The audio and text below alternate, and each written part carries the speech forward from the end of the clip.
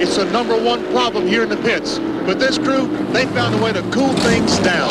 Mellow yellow! There's nothing mellow about hot.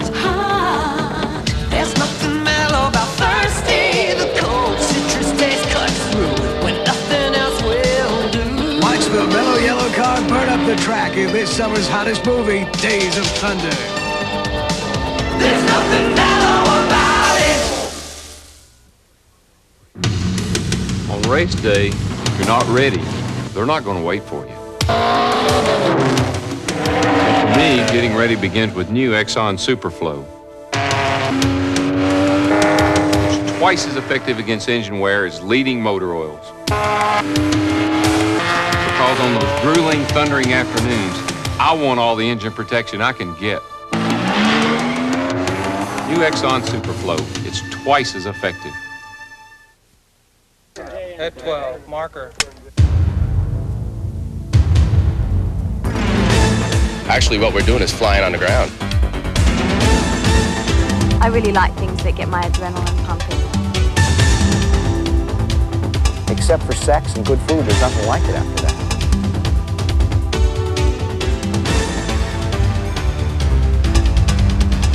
It's really exciting to watch.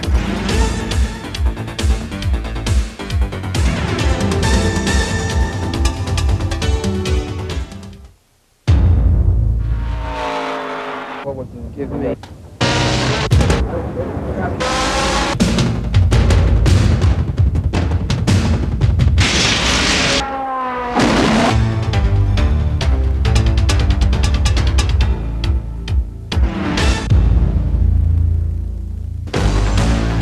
How many times have you been to a NASCAR race or seen them on ESPN and said, I'd love to do that?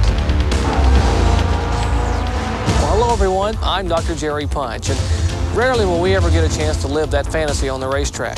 But starting next week, each and every one of you can at the movie theater. One of Hollywood's most successful production companies has turned its attention to NASCAR. By combining some of the best from film and racing, Days of Thunder hopes to put you, the race fan, in the thick of the action.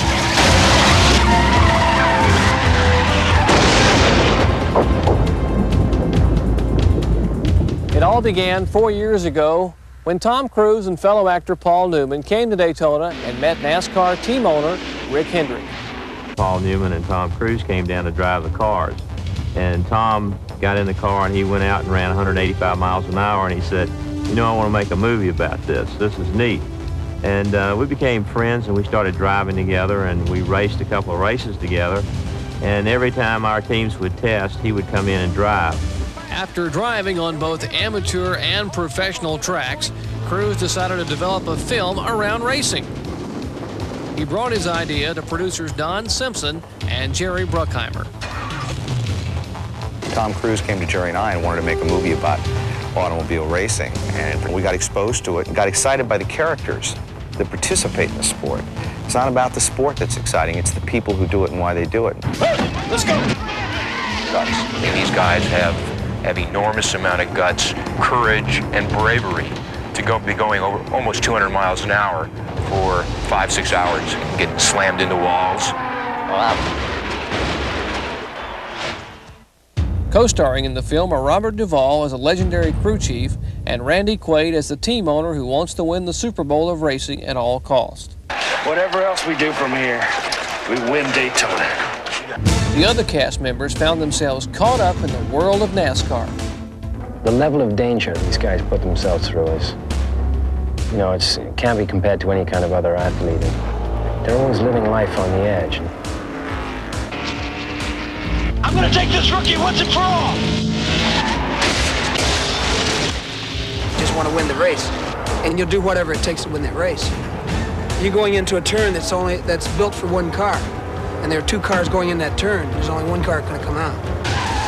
Somebody's got to give, and it's Rowdy Burns. For Cruise, one of the benefits of making a racing film was the opportunity to do his own driving. He's really a good driver. He's got a lot of ability. In our profession, we look for drivers that have what we call feel for a car. They can drive from the seat of their pants. Tom has that. Tell you what, it blew my mind. We took the test car to Charlotte over here, and it was ready to go, and we needed to test the car anyway, but we was wanting to test it with another driver.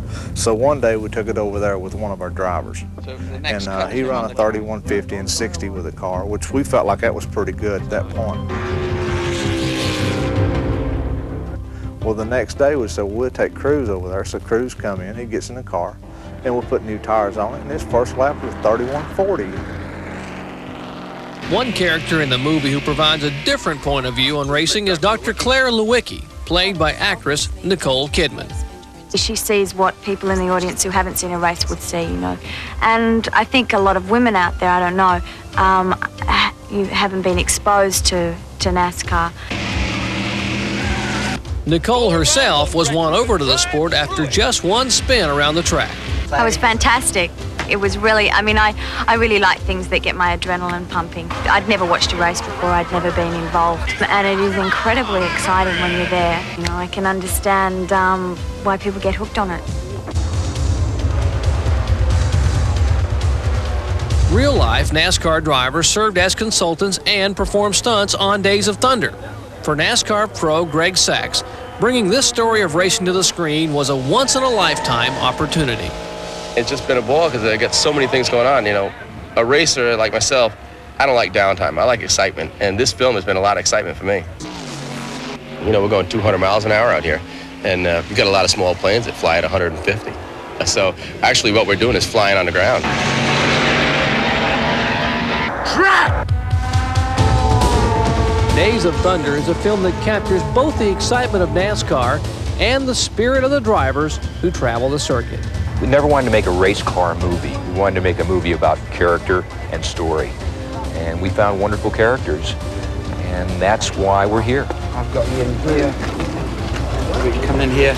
On action, I'm going to be take off your headset. Yeah. The research started almost 2 years ago when we first got involved with Tom, and Don and I kind of followed the racing circuit and got to meet the Darrell Waltrips and the Richard Pettys, and in turn we introduced them to Robert Towne.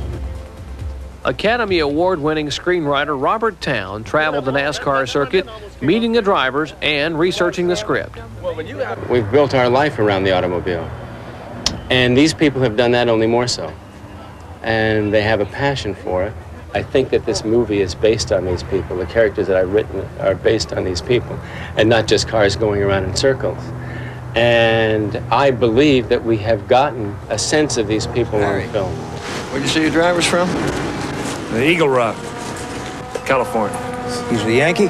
Duvall's character, Harry Hogg, was inspired by legendary NASCAR crew chief, the venerable Harry Hyde.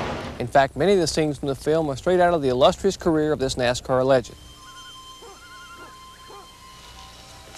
I'm gonna give you an engine, low to the ground, extra big oil pan that'll cut the wind from underneath you.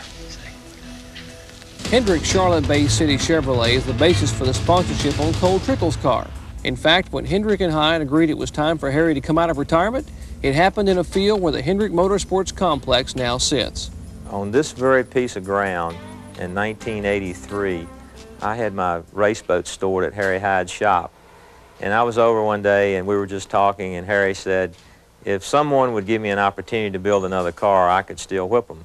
And I said, well, Harry, what's involved in building one car? You know, we had stopped boat racing, and we thought, well, build one car won't be that big a deal. We had sportsman cars. So that's how it started. That one car turned into 5 cars, and we hired Jeff Bodine, but it all happened here one Saturday in the rain. And it didn't happen out on the farm, but that was close. We brought the old man out of retirement. How about that for an old guy? Timmy drove a heck of a race, and we couldn't be any happier. And I'm just so proud of Harry and Tim this year, and I don't know how many he's going to win. He said he was going to win 8. I think can you win 8? You still got time? I promised you I'd win 6, so I got 2 more to go. Harry, he doesn't need to appreciate your job to do his. Well, he sure as hell does. How can he expect to race if he don't know what a race car can and can't do? Think he can drive? Oh, he can drive. He can drive beyond the limits of the tires, the engine, the car, anything else. To bring the characters and action of Days of Thunder to life, Simpson and Bruckheimer teamed once again with Top Gun director Tony Scott. Tony is a real hard charger, and when you take a picture as difficult as this many logistics because of all the racing and the complexity of plot, Tony, with his storytelling ability and his enthusiasm and his sensational eye, gives you something really unique. What I need is give him room to get give him room. So each track I've tried to give its own different stamp or characteristic in terms of the way I've actually filmed it. I always try and cover a different aspect of the race or the stunt. Here we're trying to get cameras inside the car, underneath the cars, so we're photographing these stunts in positions I don't think people have done them before.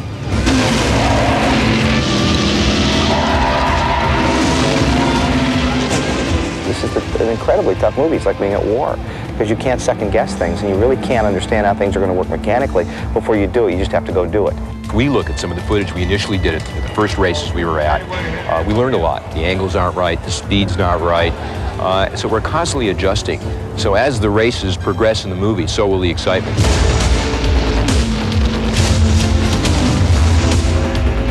Using multiple cameras at each race, cinematographer Ward Russell created a unique look.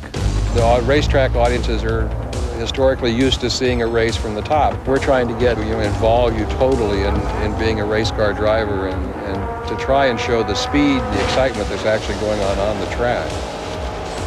A state-of-the-art camera vehicle was built that could travel within the pack and get spectacular footage with a remotely controlled camera. It needs to come down a bit. The car itself is it's an El Camino 86 El Camino body sitting on a Winston Cup cart, modified chassis. And the big difference is the remote control inside is the safety of it. We both have helmets. We're inside roll cage, bars protecting us on the side, and we can get out there and mix it up with the race cars.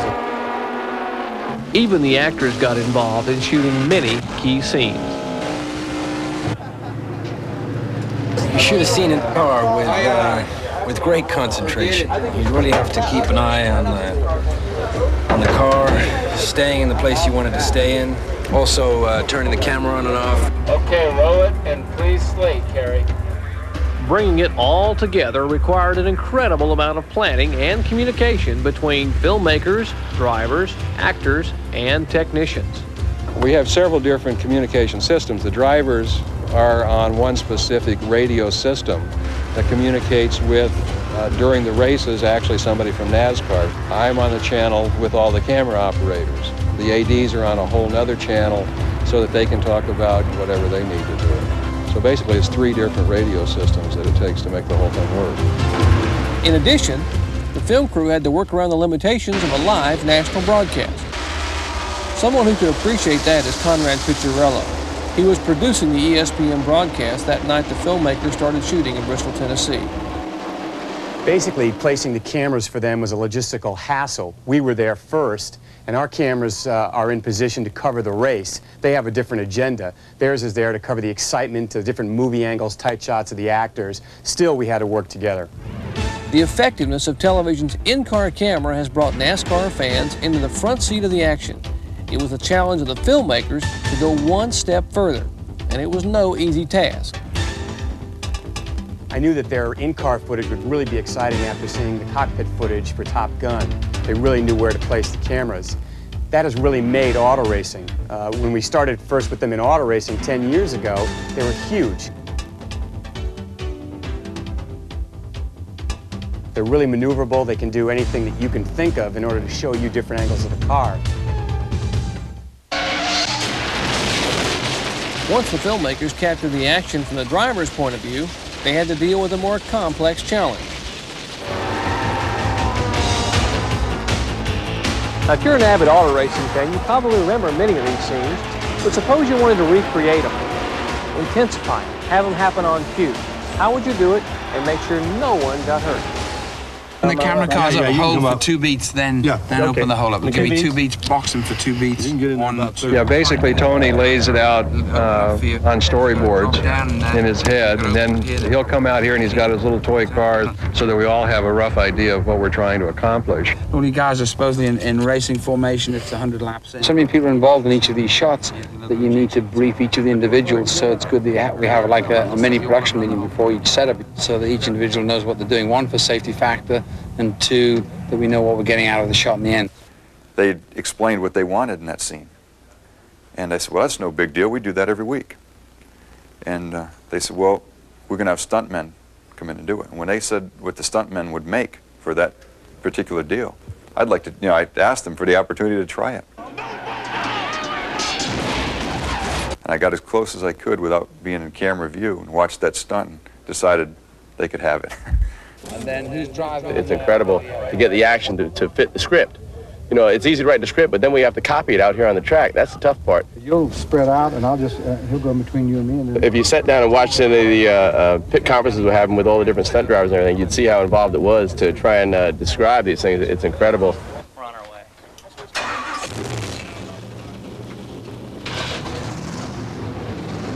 Roll both cameras, Steve, roll them. You know, it's real interesting. What we found out was we figured we could get the cars to go 100 miles an hour, and it would look like they're going 150.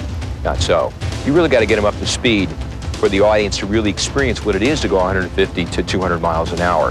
And it also depends on which racetrack you're at. If you're at a short oval, like Bristol, which we went to in Tennessee, which is a night race, it's only a half-mile track, so the cars can't reach the speeds that they do at a super speedway. Like this particular one here at Daytona, where they reached almost 200 miles an hour. So how does a NASCAR professional or Hollywood stuntman negotiate a turn at 200 miles per hour? Well, truth be told, they get a little help from the design of the track itself.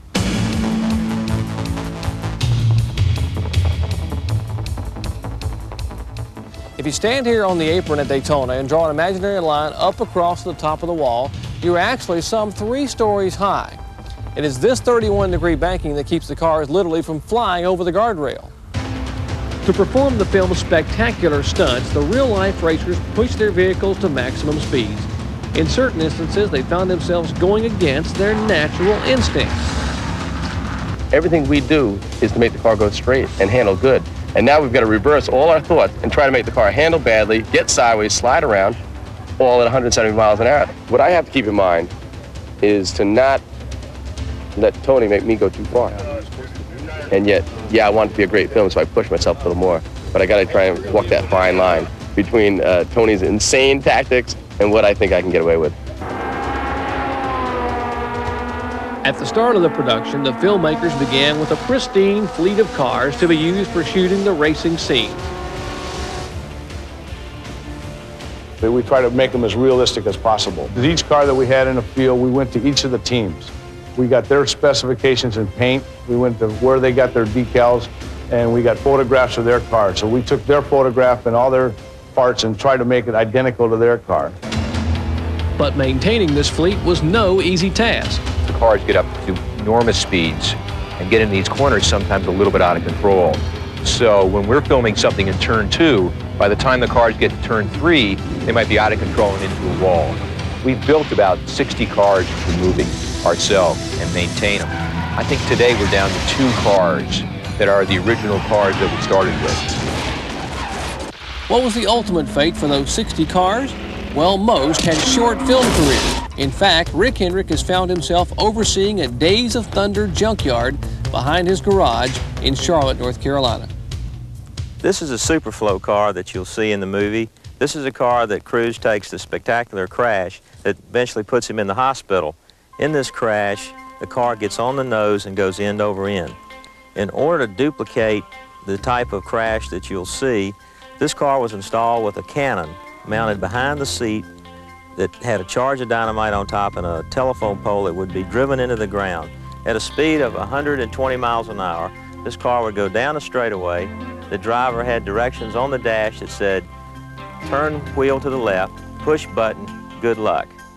Spectacular crash, not much left of the car. Don't think I'd want to try this one. This is a City Chevrolet car.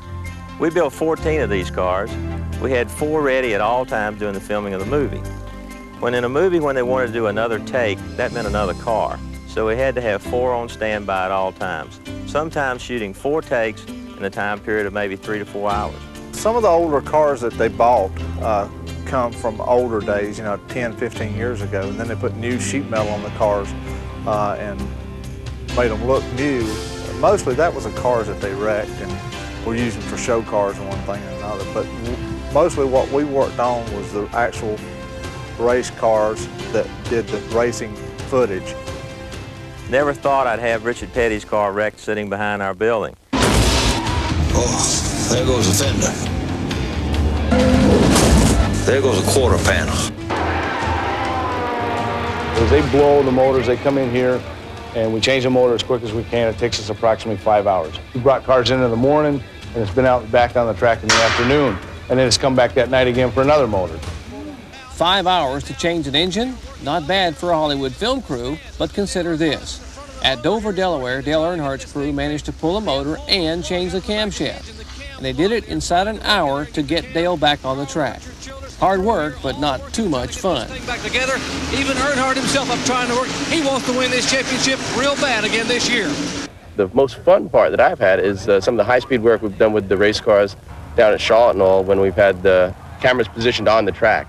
You know, and let's say here we may run 200 miles an hour tomorrow morning and have a $100,000 camera sitting up here in the bank, which I'm going to miss by an inch or two.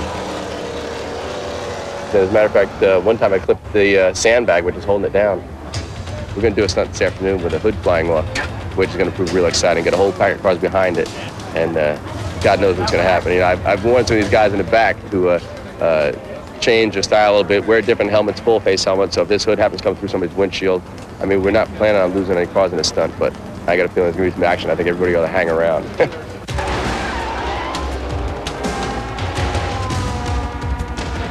Unfortunately, stunts don't always go the way you planned.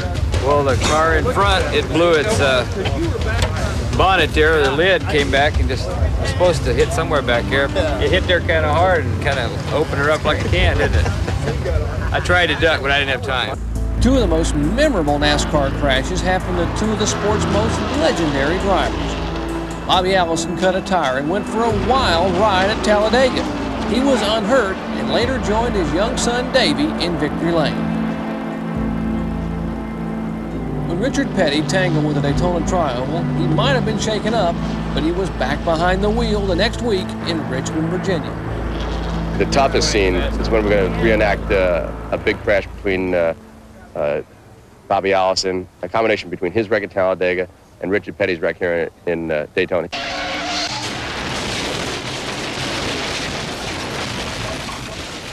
So how did Scott get the incredible close-up of the car spinning on its nose? Simple. Just cut a car in half, run a 6-inch steel rod through the middle of it, and add a diesel engine. Presto, you have the gimbal car. With so many of you out there watching NASCAR, the producers felt it was essential to get every detail right, from the characters to the settings to being part of the actual races. In the interest of telling the story, you've got to place cars that function as the cars that our characters are driving within the context of reality. And in this case, reality was the Daytona 500. So we had to qualify two cars driven by, real drivers. Jimmy Johnson at Hendrick Motorsports asked me if I'd come out and qualify one of the movie cars. A couple of weeks ago, they brought a car into Bristol, and the car didn't make the race because the circuit is that competitive.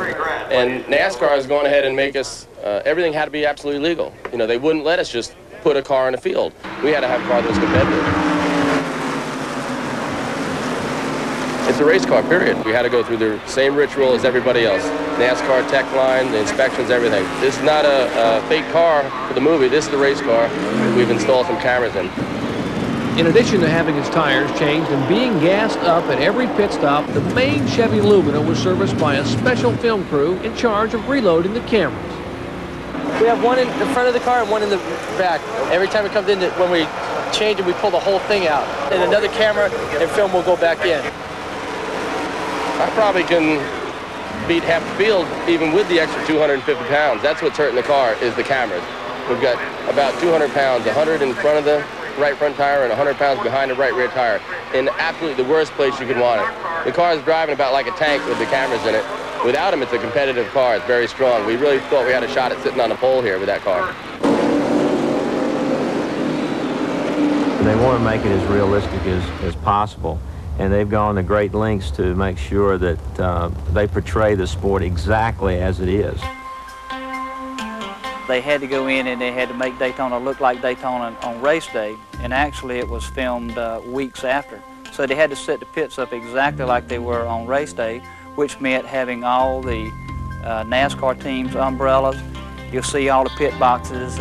These pit boxes normally cost about $2,500 to $3,000. But NASCAR didn't need them to be regular pit boxes, so they made them out of masonite. They're all just props. The uniforms that we bought, Paramount estimated they paid $390,000 just for crew members and race drivers' uniforms.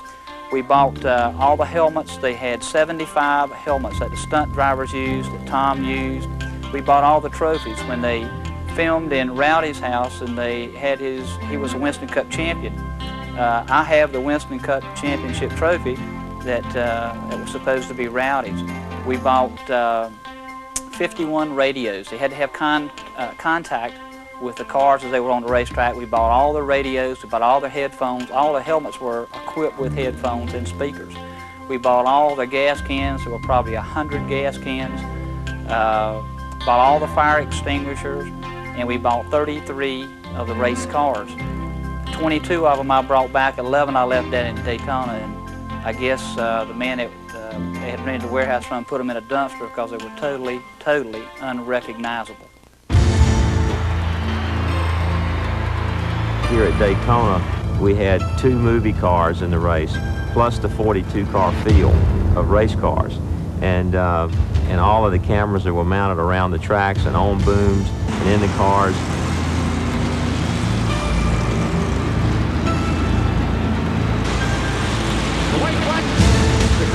I never dreamed that we could come to the Super Bowl of motorsports and run the Daytona 500 with 150,000 people in the stands and CBS coverage, and then work the movie into it and pull it all off.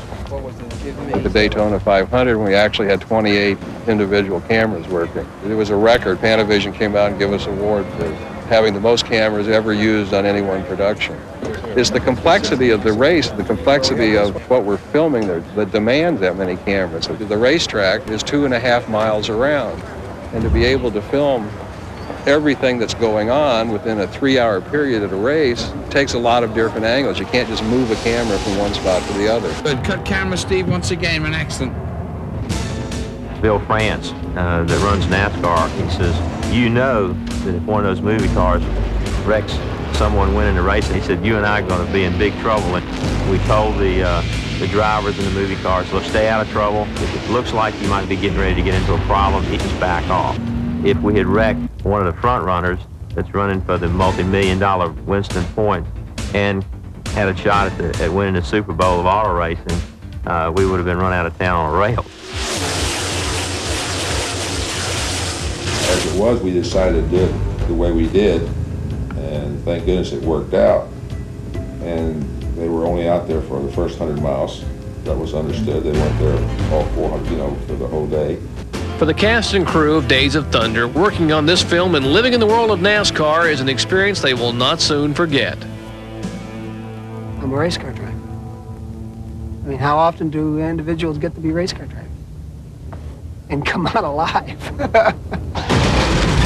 The degree to which you're awake is the degree to which you've never been that alive.